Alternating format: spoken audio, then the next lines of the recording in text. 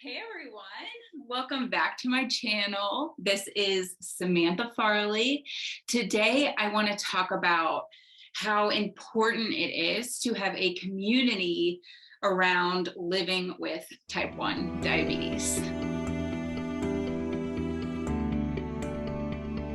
So I want to tell you a story about something that happened last week that really made me uncomfortable about my type 1 diabetes. And so last week, my friend actually had a girls' night and had everyone over at her place, and we sat on the rooftop.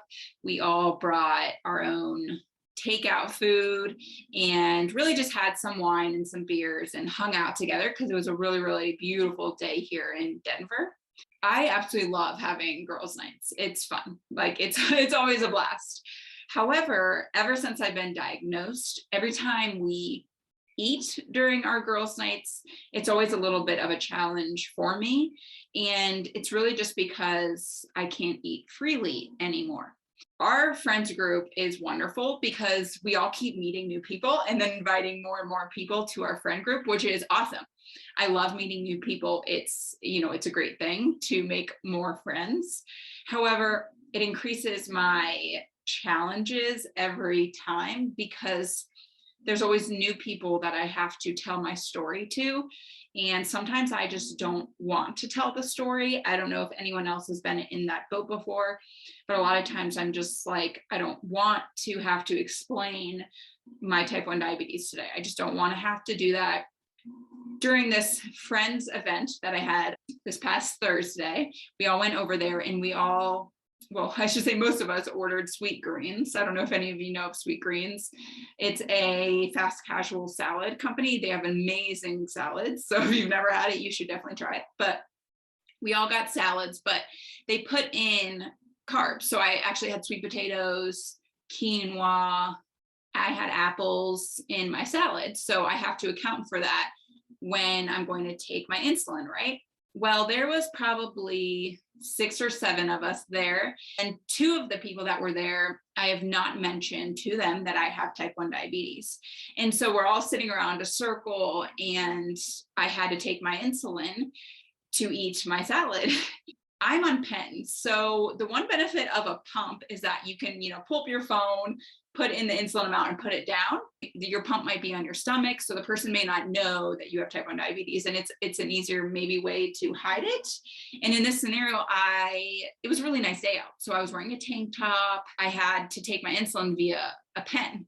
For some reason, I got a little nervous about it because in my mind, I was thinking they're going to see me pull out my insulin pen and put the insulin pen in my arm, and they're going to probably like, what the heck is she doing? I got a little nervous about it. And while I tried to keep my mindset really positive, and I know I've done a mindset video, it was last week.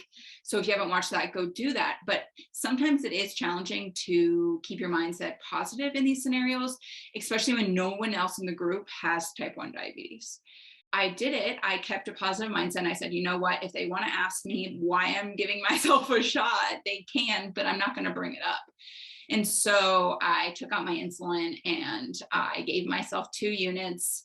Well, one of the girls that was there saw me do it. One of the girls that did not know I had type 1 diabetes, her face was like, I'm not even kidding. That's what it looked like. She was staring at me like, I just smiled and I didn't say anything because I was not in the mood to tell everyone about my story and go into why I need diabetes and try to change her mindset about what diabetes is and all of that. I just wasn't in the mood to do that. She didn't say anything either. Maybe it was because she was uncomfortable. She didn't know what was going on. No one else reacted. She was the only one that reacted. And so she didn't say anything either. But after that, it was a little uncomfortable, I think, for me and probably her because no one said anything about it. It's frustrating because I feel like I sometimes have to say something like, just want to let everyone know I have type 1 diabetes. I'm going to be giving myself insulin. Unfortunately, it never stops there, though. When you meet someone new, usually people don't know what type 1 diabetes is. And so you're going to have to explain it in more detail.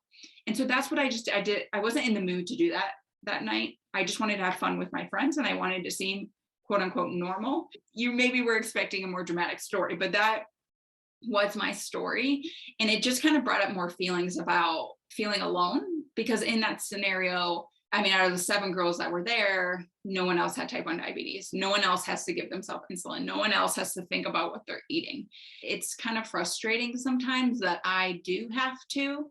It's frustrating that I have to explain myself to people.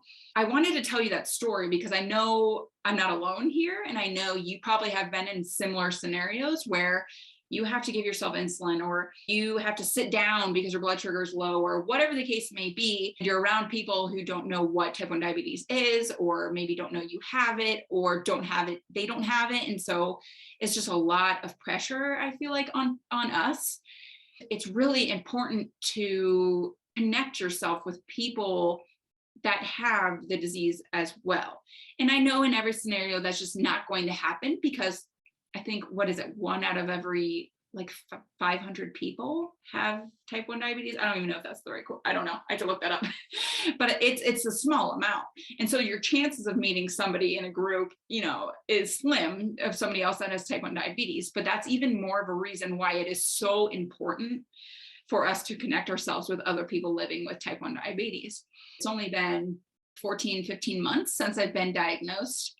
And so I'm still getting used to telling people I have type 1 diabetes. I guess I get a little nervous about it sometimes because there is that connotation around diabetes where it's negative. It's a negative connotation where you're unhealthy and you don't exercise, you don't take care of yourself. That's what people think about when they hear the word diabetes.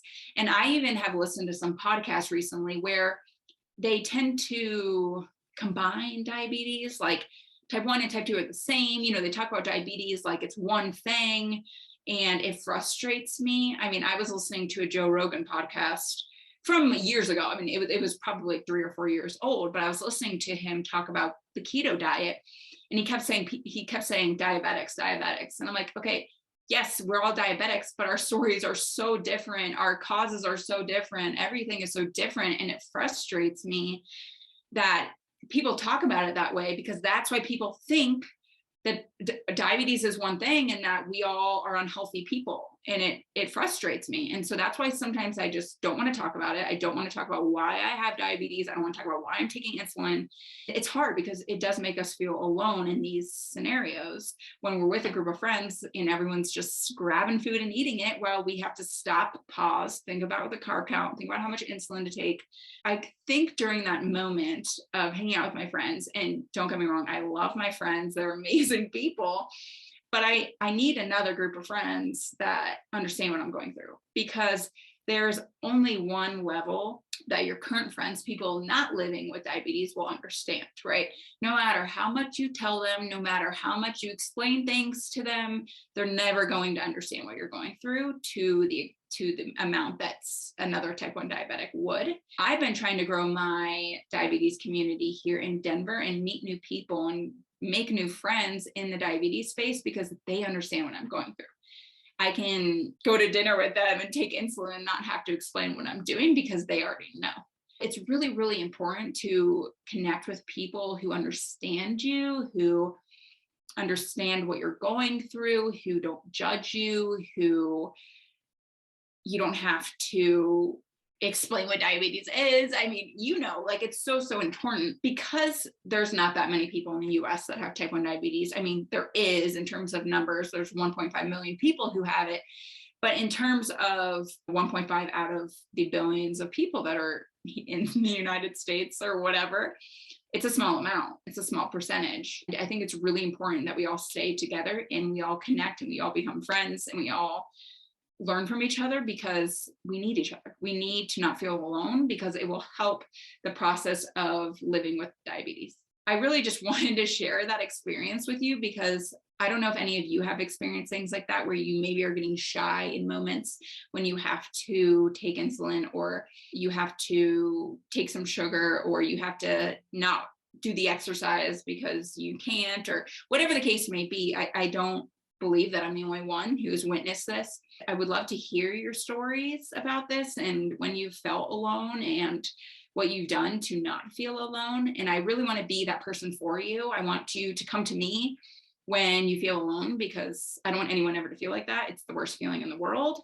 And so I wanted to create this video to say, I'm here for you. If you want to not be alone, I'm here. I hope that you can be here for me too when I feel alone, and we can be here together as a group, as a type 1 diabetes group. So I know I've mentioned this before, but that is what I'm trying to build with Type 1 Tribe. I want to build a tribe of type 1 diabetics where we can all be together and help each other, and then also offer products for you guys that will make your lives hopefully a little bit better. So I hope you enjoyed my story.